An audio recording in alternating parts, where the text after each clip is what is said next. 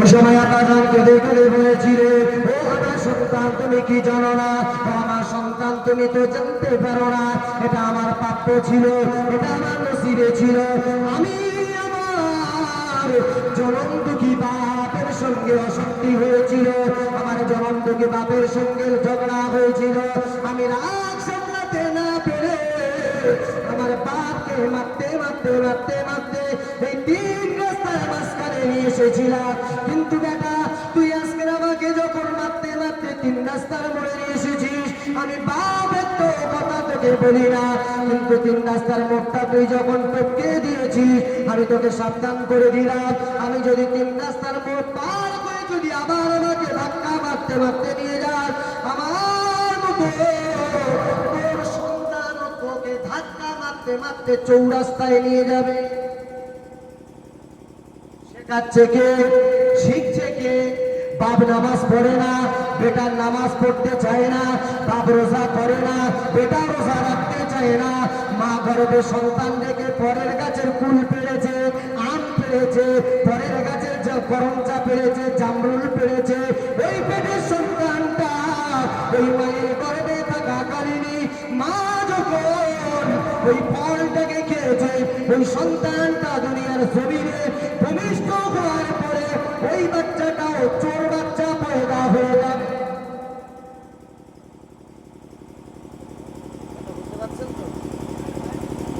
কথা বুঝতে পারছেন?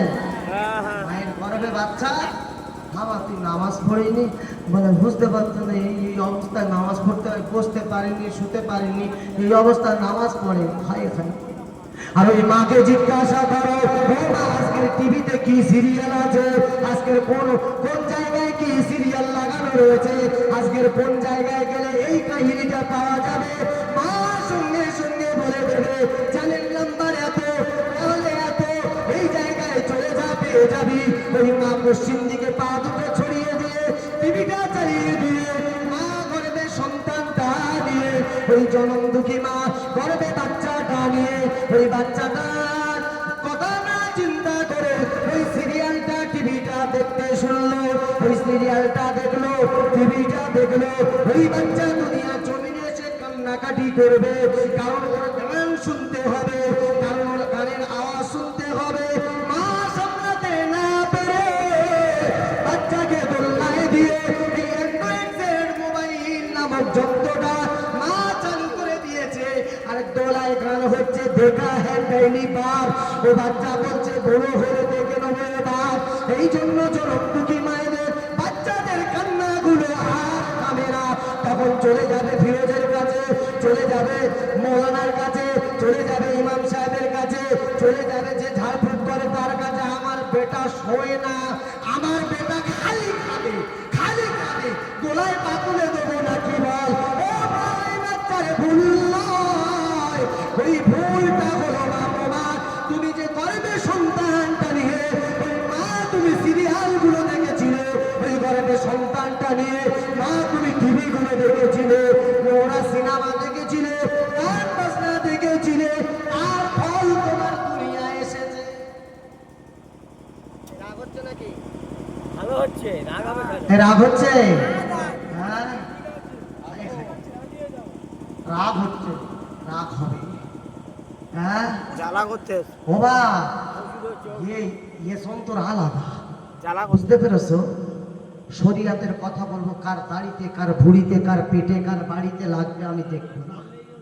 হ্যাঁ আজকের লোক নি দুটো তিনটে বক্তা দাওয়াত করেছে, হ্যাঁ ছাড়া দেবো, কিন্তু জলসায় যাবনি। তবলিগ জামাত যারা করে দেখেছেন তো, হ্যাঁ এভাবে নামাজ পড়বে, শোন ও 10 মিনিট কেন 20 মিনিট শুনে তার বয়ান শুনবে, কিন্তু যদি বলে আপনি 20 মিনিট তো বয়ান শুনলি, সব 5 মিনিটের জন্য আসর কিংবা জোহরের কিংবা মাগরিবের নামাজটা পড়ে হবে না, কেন রে? মানে সে বলবেন না, সে এমন জায়গায় পেচ্ছাপ করেছে পানি নেবার জায়গা নেই। তুই মুসলমান,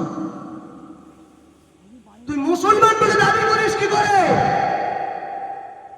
এই হালদার পাড়া কটা ছেলে পেচ্ছাপ করে পানি নেয় না, শুধু মসজিদের কাছে একবার দাঁড় করে দেবো, বলে দেবো সব কোনটা পেচ্ছাপ করে পানি নেয়নি,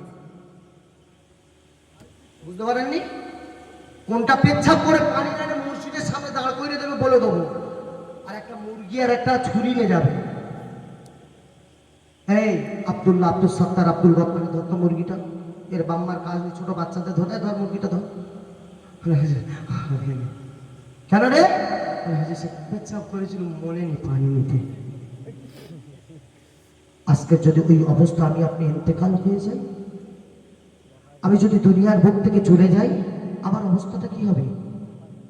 হ্যাঁ, তখন আমি বুঝতে পারবো যে আমি গাধার পিঠে ছিলাম না ঘোড়ার পিঠে ছিলাম, আমি চালাক ছিলাম না বোকা ছিলাম। হ্যাঁ, জনম দুঃখী মায়েদের পেটটা হলো প্রথম বাচ্চার জন্য কারখানা। হ্যাঁ, তুমি ওর ভিতরে যা ঢোকাবে সেটাই ঢুকবে। তুমি ওই বাচ্চাটাকে তুমি মা যেমন অভ্যাস পরিণত করবে, ওই বাচ্চাটা তোমার পেটে সেইভাবেই শিখবে। আপনারা শোনেননি বড় পীর আব্দুল কাদের জিলানী রহমাতুল্লাহ আলাইহির মায়ের পেটে থাকতে থাকতে কোরআনের হাফেজ হয়েছিল?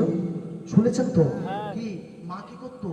সারাক্ষণ কোরআন শরীফ তেলাওয়াত করতো, সারাক্ষণ কোরআন শরীফ তেলাওয়াত করতো।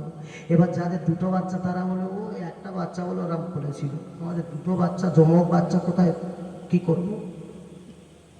ও সোনার মালিকেরা, জোয়ান যুবকেরা আমার, ও আল্লাহর পাড়ার মাঝের পাড়ার মানুষেরা জেনে রেখে দিন, শুনে রেখে দিন, আল্লাহ পাকের নবীর পরিচয় করো।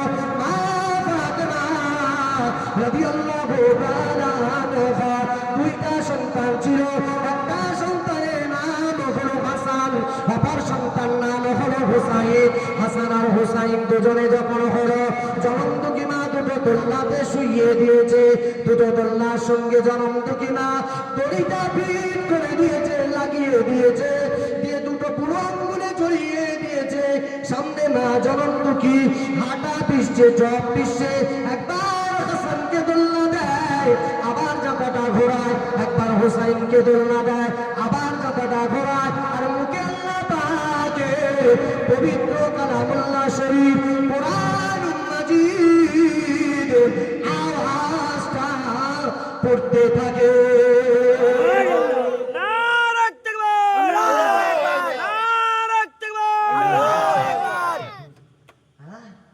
আর আইরা বলতে যে আমরা কি করে তোলনায় থামাবো? স্বামী যদি কাজ থেকে আসে তার উপরে এক ঝাল, বেটা যদি আসে তার উপরে এক ঝাল, মেয়ে যদি আসে তার জন্য এক ঝাল। আল্লাহ নবী আমার জানিয়ে দিলেন, ও আমার মায়েরা, বোনেরা, বেটিরা আমার, কান্না কারা করে শুনে রেখে দিন, জেনে রেখে দিন। আল্লাহ নবী আমার জানিয়ে দিলেন, মায়ের যখন প্রসব বেদনা শুরু হয়ে যায়, মায়ের যখন পেটে পেন হয়, মায়ের যখন পেটে ব্যথাটা শুরু হয়ে যায়, ওই সময়